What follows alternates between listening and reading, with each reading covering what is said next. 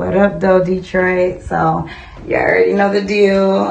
Just giving a shout out to Petty Tupac TV. What up, though? You already know how it goes. Smash, like, subscribe, comment. I don't care what you comment as long as you comment. I'm outside sitting at this Walmart. Like, I might as well drop y'all a video on the go. Everywhere I'm dropping them. I'm start setting up the backdrop and stuff too again, but I don't think y'all really care about that. Y'all don't tell me. Like, as long as I'm on camera with the visuals, that's cool. Hope y'all can hear me well too. Let me know how the audio sound. So look, this is one of the weirdest things I've seen in prison. I told y'all this story about a guy. I believe we called him Loke. I don't know what his real name was. I'm gonna try to look up his alias or whatever. So Loke was the guy I told you that was selling fudge. He had tattoos all over his face, teardrops, dagger in the middle of his face, or a cross or whatever it was. Murder gang, all types of stuff, right? So he got the dreadlocks to stick out from the top this way, that way. He got like 4 big dreadlocks or 4 big braids or whatever, and he got like barrettes in it, pieces of bed and stuff like that to keep him straight or whatever. He looked like Marlon Wayans off Don't Be a Menace. You know how he was looking on that joint with the dreads everywhere, right? He walked around with the screw face all the time. But then, like, when he talked to you, like, he don't interact with too many people outside his circle. He came to me one day and I thought like he was about to like cut into me or something like that. He had a box of fudge in his hands and he was, I'm thinking he gonna be like, you want a box of fudge? Or say something to me. He say, Birdie, you want to buy some fudge? I'm looking like, bro, your voice do not match your body, bro. I thought you was about to, like, straight up about to pull something out the fudge box, like you about to pull something out and get me together. Pause. But yeah, so fast forward one day, a dude I think he was playing chess. It's Linwood guy, he's playing chess. And Loke wanted to play chess and he's like, nah, I'm straight, bro. Loke like, why? He's like, well, I don't really do the gay thing, bro. Ain't no offense. I ain't got nothing against being, gay. Now, mind you, Loke walk around with a real feminine man. He like this huge feminine man too, dude. We called him Boots. Boots was like 6'4", about 280, 300 pounds. Kind of got like a little breast, but Boots was huge. Boots was always fresh. One of the best chess players I've seen. Real talented guy on that chessboard. So anyway, Boots is the guy you walk around with. He be holding his hand, opening the door up for him, hugging him and stuff like that. So Linwood like, I don't want to sit, whatever. He like, well, yeah, Loke like, yeah, you right. You got the opinion and do whatever. And he start kind of like bugging out a little bit. He can't put his words together. He like, well, yeah, you got the decision to do that or whatever. I don't know. You must be homophobic. Linwood like, nah, bro, I ain't homophobic. I just, I don't want to be involved in that. I don't want to be looked at that type of way. I'm trying to go home. You feel me? I just want to do my time in peace the way I want to do it. You know what I'm saying? So, Loke, he like, yeah, like I said, you got the opinion and title to whatever you want to do, but it's real disrespectful that you call me gay. He like, bro, Linwood like, bro, I be seeing you, open the door for dude, held his hand on the track, hug him, so on and so forth. Boots. And that wasn't Boots' real nickname. We just called him Boots because he always had Timberlands on. No matter how hot it was or whatever, he had like a different pair of Timberlands or some type of boots on. So, Linwood tell him why you think he gay. And Loke like, that mean I'm gay?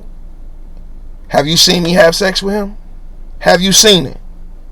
Have you seen it? Linwood just kind of lost like, bro, I ain't trying to have this conversation, so on and so forth, man. Like, bro, I thought you was gay. You hugging me and such. Woo. Y'all doing a little cheek bumps and Boots called you girl before, and you called Boots girl, so on and so forth. He like, that don't mean I'm gay. Why wouldn't you think I'm bisexual? Why wouldn't you say prison gay instead of just gay? How you know? You don't know what title to give me, or you don't know uh, uh, or you don't know if me and him ever did anything anywhere. I could just be feminine. I could, or you could be gay yourself, and you turn it from masculine to feminine. So you looking for anything feminine in a man, and you think that it's like it's making no sense, but it's kind of making sense. Like, okay, we haven't seen you do anything with him or nothing like that, but it seemed like it's clearly something going on. So this ensued for about 2-3 minutes of them going back and forth. Lynn Wood kind of blow up, man, get the fuck away from me. Man, you okay? Loke say, call me gay one more time. Put something false on my name one more time. Put something false on my name one more time. So Lynn Wood belonged to this group that was trying to get started called the Mafia. So they get in between it or whatever. Woo. So Rainbow Zoo, remember the story I told you about him? So he comes up there in the day room. Now the whole mood changed after this, right? They kind of getting kind of tough with Loke. Rainbow Zoo come up there. The whole mood changed.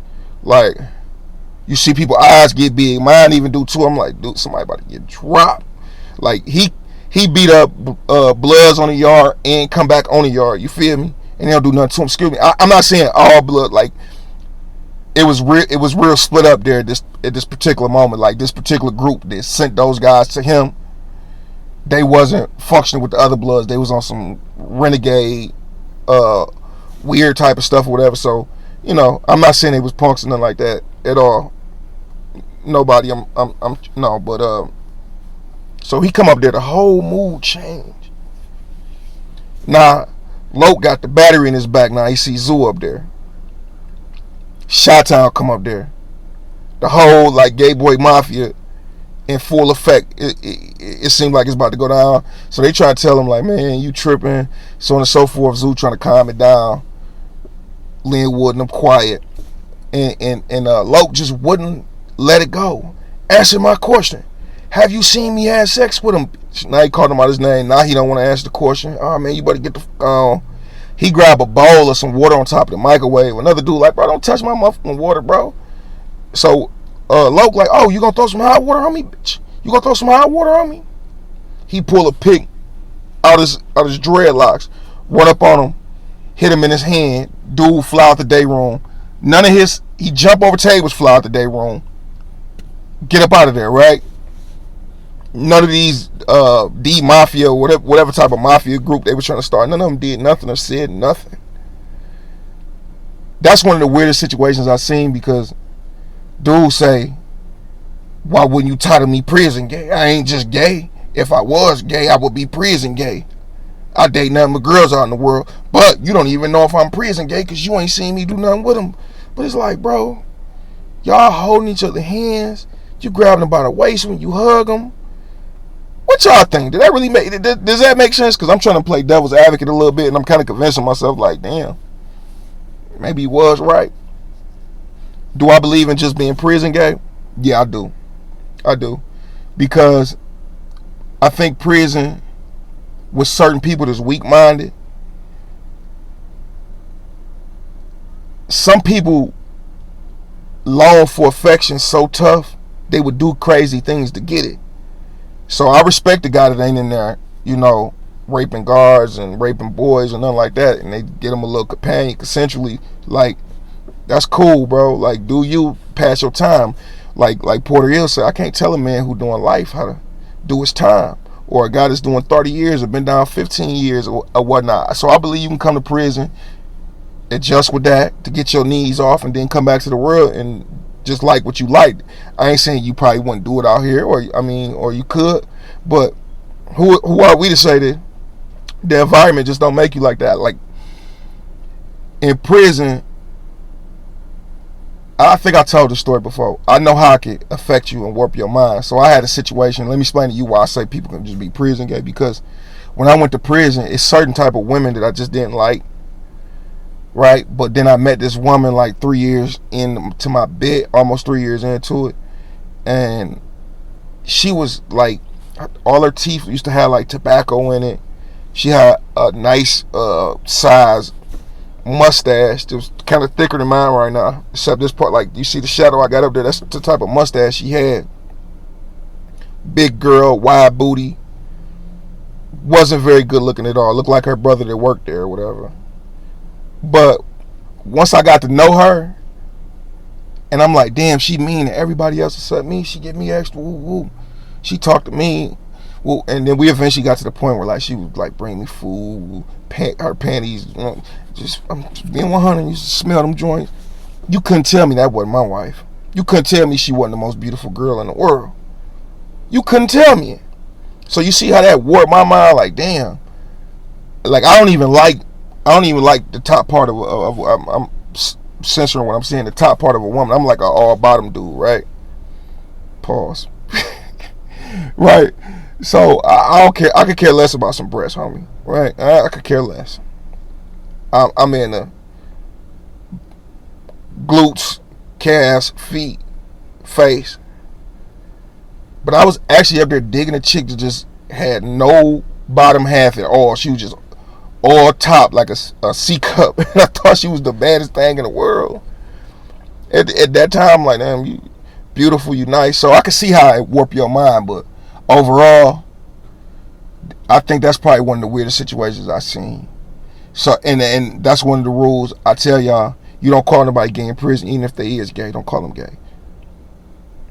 Even though they're like they say call me sissy or call me sissy mafia or a boy sissy or boy George, but don't you call them gay, cause it like revert them back to their insecurities before when they came out to the world. Or people be so messed up, they could be tongue kissing the man on the yard, and then somebody call them gay, they get mad.